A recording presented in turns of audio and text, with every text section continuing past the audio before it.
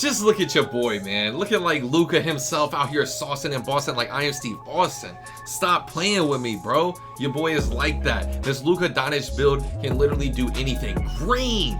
Come on, bro. Guard up. Close shot fades are still OP. You see me, bro. And look at your boy going baseline. Green. They cannot stop me on this build. Just like Luka in real life, shooting straight greens, bro. What's next? Your boy about to hit a game winner, bro. Luka is one of the hottest players right now in the league, so I had to get in the lab and had to try to come up with some type of build for him, man. Luka, step back.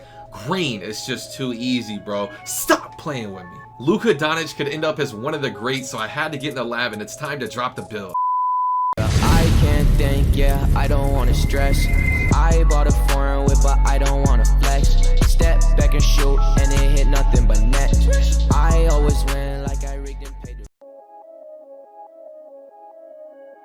I just like the sound of it. Yo, YouTube! It's your boy Premier, back with another banger, man. And in today's video, we're going to be going over the Luka Doncic build. This is one of the best all-around builds in NBA 2K20. I'm going to keep this short and sweet. Just like, comment, subscribe on this video if you're new, and make sure to turn on post notice so you don't miss an upload. This is the third video today. You know the grind, bro. But go ahead and make him right-handed point guard and number 77 since you're trying to create Luka, bro. Next, let's go ahead and move on to the skill breakdown. For the skill breakdown, when I was trying to recreate Luka, I had to ask myself, is he like a shooting and playmaking?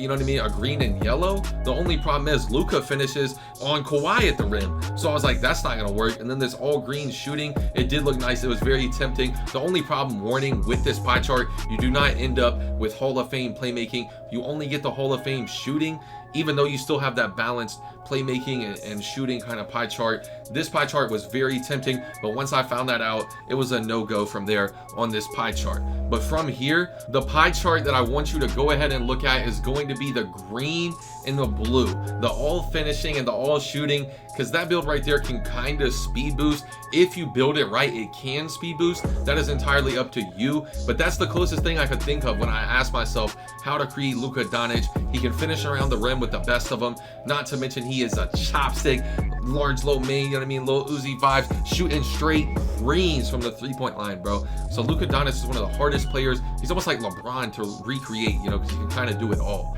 But that's the pie chart you need to choose for him. Next, onto the physical. My first thought was look at the speed, acceleration, and vertical. However, it's looking a little nerfed here. Like, guards are not going to be as fast, I think. So the one that I recommend is the one with the most speed and the most acceleration. That way you can have the fastest player possible, especially if these physical profiles have been nerfed and you can't make like the speed, vertical, acceleration. This has got to be the best, hands down. Next though, for these attributes, make sure, first things first, go ahead and max out your close shot, max out your driving layup, and max out your driving dunk. Off rip though, it looks like they've patched the finishing. Last year when you did this on 2K20, you were able to get, if I'm not mistaken, it was like 16 or 18. But 14 off the rip is not bad for this build. Not to mention you still get the 22 shooting. That is a huge dub. Look though, they did nerf the playmaking here. You can only do a 77 and 81. Just max out the shooting though, my bad there. Next, for this defense, you can go ahead and max out your perimeter, lateral, and steal. And then if you want, you can do this 14, 22, 12, and 4. That is not a bad version of this build. Just make sure to upgrade the defense rebounding there to a 58. But I had one extra badge upgrade, so I was like, where can I put it? I mean, excuse me, attribute upgrade, and I ended up putting in passing accuracy. I just don't feel this build here is going to be really needed on the threes. This is more of a twos build.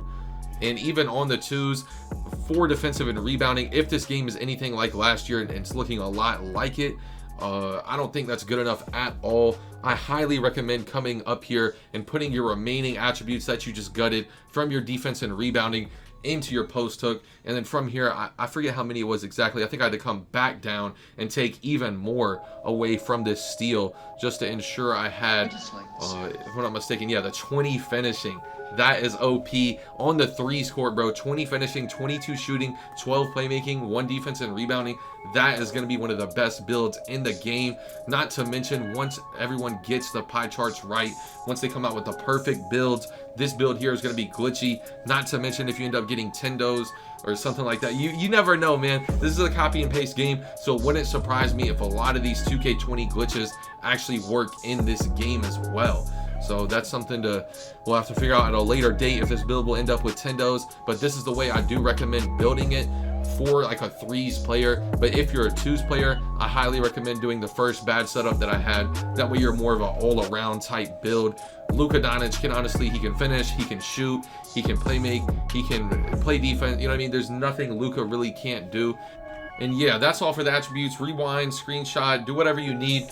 But yeah, we're moving on to the body shape here. And when I'm thinking about the best body shape for a point guard, from what we have seen and been able to test, Slight is hands down the best. You have the closest shoulders possible and the longest, skinniest arms. That way you avoid as much contact from the lockdown as possible. Next though, for the height, Luka, if I'm not mistaken, in real life is like 6'5", 6'6". And when I was looking at this build, 6'5" was the best version possible for making like a Luka Doncic type build. If you're wanting to make the best version of this build, I would look at like the 6'2", 6'1", 6'3" range. That way you're as fast as possible, you have a higher ball control. But to make Luka Doncic, I recommend 6'5". Next, for the weight, that way you have the best version possible of this build. You can look at the default weight. It's not bad here at like 203 or whatever, but that way you have the fastest build possible. That way you have the fastest and highest speed and acceleration. Come down to 179 pounds. If you look here at 178, you do lose a strength. Coming up to 179, it is the best possible version of this build, and that's the weight that I recommend. Next, for the wingspan. When you're looking at a BP type of build, you have to go ahead and lower the wingspan. The question here is though, 77, because you only get +1 to your ball control, dropping it a ton. And the real benefit here of going 77 versus 78.8 is the higher 3-pointer and higher mid-range. So I'm going to leave that decision up to y'all. If you want to do 78.8, you'll have a tad better defense and you'll have the same ball control, but you'll just be missing 1 on your 3-pointer and mid-range. Like I said, that choice is entirely up to you. I'm going to go ahead and go with the minimum arms. That way I have the highest 3-point possible. Next though, for this takeover, this right here is going to be once again a personal decision. Sharp takeover is always OP. Shot creator takeover rules the 2s almost every year. Throw on that normal 4 and you're leaning. You know what I mean? That's every year vibes. I'm leaning, I'm greening. Playmaker takeover is really OP too. Not to mention slasher. Playmaker takeover 100% guaranteed. Even at the 6'5" build, you will be able to speed boost in takeover. If the game works anything like last year, you'll get a +10 to your attributes. So playmaker takeover is not bad. Sharp takeover is OP every single year. Like I said, the slasher takeover is nice as well, but sharp takeover is just the most reliable takeover possible, and that's the takeover I recommend for this build. And then as you can see, you have a 3-level score. Let me know what you think of this build. Let me know if you think it's a dub. Let me know if you think it's an L, and let me know what video you would like to see next. And if you watch this video all the way, drop Kirk down below in the comments section. Don't forget to like, don't forget to comment, don't forget to subscribe if you're new. Make sure to turn those post notifications on. I'm out. Peace. It's getting hard to keep composure, they keep trying me. I came from nothing, now they bumping my songs overseas. I remember when I first started, they threw dirt on me, and now they saying